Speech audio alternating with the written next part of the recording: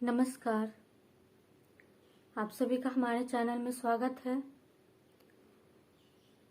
बिहार का दो ऐसा पर्व जो हमेशा सुर्खियों में रहता है और हम बिहारियों के लिए इन दोनों पर्वों का बहुत महत्व होता है।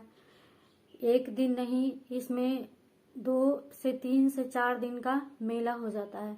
घर में उत्सव का माहौल जैसा बना रहता है। हम बात कर रहे हैं जितिया पर्व की, जिसमें भगवान जीवित वाहन की पूजा की जाती है। तो आज हम आपको जितिया व्रत के दिन आप संकल्प कैसे लें, हम आपको बताएंगे। संकल्प लेने के लिए बता देंगे। आप संकल्प ले सकते हैं सुबह सवेरे पूजा, जब आपका दैनिक पूजन होता है उसके पश्चात आप संकल्प ले सकते हैं। और कुछ 1-2 जानकारियां हम आपको दे देंगे। वैसे तो सभी जानते हैं, जीवित भगवान की कथा हर जगह प्रचलित है, सभी जानते हैं। वो सब हम आपको सुनाकर यहाँ बोरिंग नहीं करेंगे, बस छोटी सी जानकारी एक देंगे। जानकारी तो परंपरागत है, पहले शुरू से ही चलती आ रही है, शास्त्रों निमित्त है। लेकिन एक ऐसी बात जो शायद आपके सोच में, आपके ख्याल में ना आई हो, बट मेरे ख्याल में आया, तो हमने सोचा ये आपके साथ साझा किया जाए। तो सबसे पहले हम आपको बता दे रहे हैं, आप खुद सोचिए कि जितिया पर्व जो है वो कृष्ण पक्ष, आश्विन कृष्ण पक्ष यानी कि श्राद्ध पक्ष जो होता है उसी समय क्यों होता है। मतलब आगे पीछे, 1 महीने आगे पीछे या मास में किसी भी महीने में हो सकता था, ये श्राद्ध पक्ष में ही क्यों होता है। फिर जो कथाएं होती हैं, चील सियार को अपने भोजन का निवाला देना, भोर में सरगी के समय देना, या फिर नहाए खाए के दिन देना, या फिर पारण के दिन उनको भोग लगाकर ही भोजन करना। आखिर क्यों? कहीं ना कहीं श्राद्ध पक्ष से जुड़ा हुआ है, तभी तो ऐसा नियम बना है इसमें भी, और इसको भी श्राद्ध पक्ष में ही दिया गया है। और सबसे बड़ी बात कि अष्टमी तिथि को व्रत होता है और नौमी तिथि को जो होता है पारण होता है।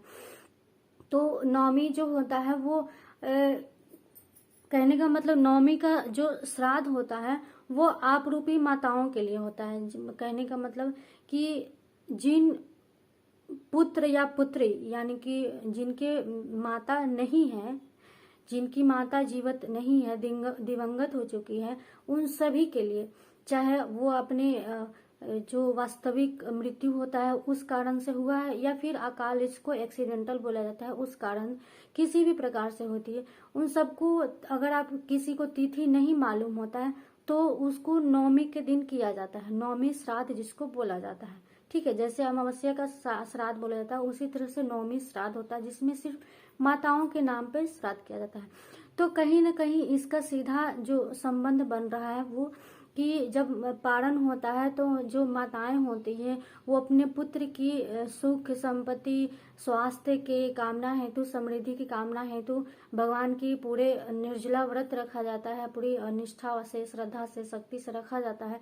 फिर जब पारण होता है तो जो चीजें पारण के समय जो चीजें निगली जाती हैं वो भी कहीं ना कहीं माताएं जो होती है उनकी अपनी एक निष्ठा होती है, श्रद्धा होती है कि वहाँ उनके पुत्र पुत्री जो है वो सुख समृद्धि हो, उनका स्वास्थ्य बना रहे, इसी दीर्घायु हो, इसी कामना से जो होता है वो नियम करते हैं। तो कहीं ना कहीं इन दोनों का आपस में संबंध जरूर बनता है। आप खुद सोचिएगा तो आपको समझ में आएगा कि हाँ, संबंध बना हुआ है। और निवाला तो दिया ही जाता है। तो श्राद्ध पक्ष में नियम तो बस यही कहता है कि जो भी आप खाना बनाए, सात्विक रूप से जो खाना बनाए, उसको आप इन 5 चीजों में आपको देना चाहिए। तो जाहिर सी बात है जितिया में दिया ही जाता है।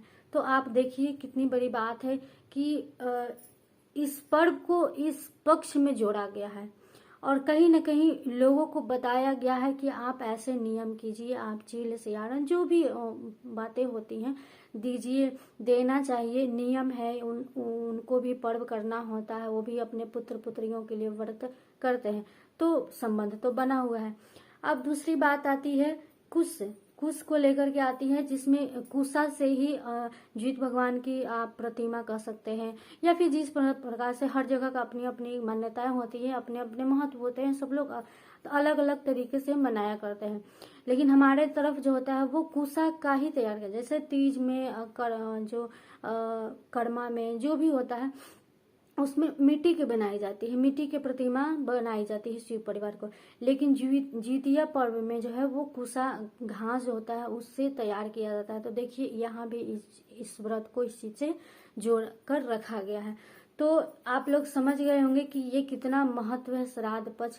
इसको अब तो धीरे धीरे ये प्रचलित होने लगा है, लोग जानने लगे हैं श्राद्ध पक्ष में ये ऐसे चीजें होती हैं, ऐसा करना चाहिए, तर्पण करना चाहिए, है ना। सभी जान रहे हैं, धीरे धीरे जान रहे हैं। लेकिन आप देखिए जब आप नहीं जानते थे तब भी हमारे जो वृद्ध हुए, हमारे जो बड़े बुजुर्ग हुए, उन्होंने इस चीज को ऐसे बताया ताकि माताएं जरूर करें, इनको करना ही चाहिए। तो देखिए कितनी बड़ी चीज है, सबको जरूर समझना चाहिए। तो हम आपको संकल्प सूत्र सुना दे रहे हैं, आप लोग एक बार जरूर। जितिया पर्व संकल्प सूत्र।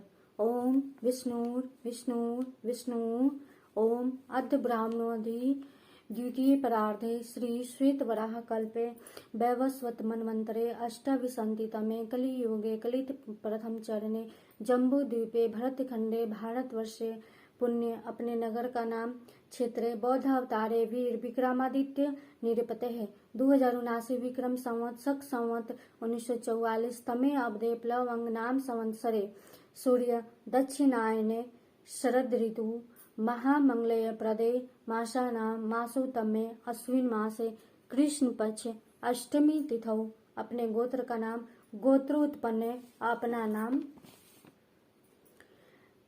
मृगशिरा नक्षत्र सिद्धि योग कौलव करण गुरु मीन राशि वक्री स्थिते सूर्य कन्या राशि स्थिते चंद्र मिथुन राशि स्थिते दिन रविवार सकल पाप क्षय पूर्वकम सर्वारिष्टम शांति निमित्तम सर्वमंगल कामनाया श्रुति स्मृत्युफलम प्राप्त्यर्थ मनीप्सिते कार्य सिद्ध्यर्थ श्री जितिया व्रत पूजनम च अहम करिष्ये जितवाहन देवता पूजनम च अहम करिष्ये तत्व पूर्वांगत्वेन निर्विघ्नता पूर्वकम कार्य सिद्ध्यर्थ यथा मिलियुक्तोपचारे गणपति पूजनम करिष्ये गणपतये नमः। ये जो जितिया पर्व होता है इसमें एक छोटी सी जानकारी हम आपको दे रहे हैं, सब लोग जानते ही होंगे लेकिन फिर भी वीडियो है तो बताना जरूरी है कि जितवाहन भगवान जो है वो सूर्य देव के पुत्र हैं।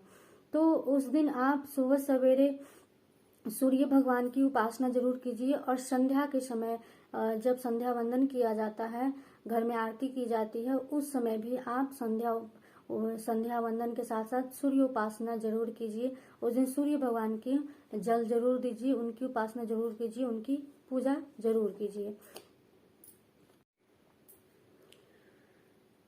सप्तमी तिथि 17 सितंबर 2022, अष्टमी तिथि 18 सितंबर 2022 और नवमी यानी पारण 19 सितंबर 2022 तक। ये 3 दिन का महाउत्सव है, आप सब जरूर कीजिए अगर आप करते हैं तो। और पारण का समय जो है वो 6:38 से प्रारंभ हो रहा है, जो शुभ योग बन रहा है उस समय पर आप पारण कीजिए। जो भी चीजें होती हैं इसमें 3-4 चीजें होती हैं जो काफी प्रसिद्ध होती है, लोकमान्य होती है और कहीं ना कहीं परंपरागत है, जैसे मड़ुए की रोटी, झींगी, नेनुआ, नूनी साग और टोड़ा भात, ये सब बनता है। तो जिधर जितनी जैसी मान्यता है आप कीजिए। हम आपको जो अहम जो जानकारियां थी, महत्वपूर्ण जानकारियां थी, वो हम आपको बता दिए हैं। आप अगर करना चाहें तो आप कर सकते हैं, संकल्प के साथ कीजिए। और आप जान गए कि पितृपक्ष में ही 8वीं तिथि को जितिया पर्व आखिर किस कारण से मनाया जा रहा है। तो चलिए सबको जितिया पर्व की हार्दिक हार्दिक शुभकामनाएं आप सभी पूरे तन मन से करें और सबके लिए ये पर्व शुभ फलदायी हो, उनके घर में खुशियां लाए। चलिए सबको राधे राधे।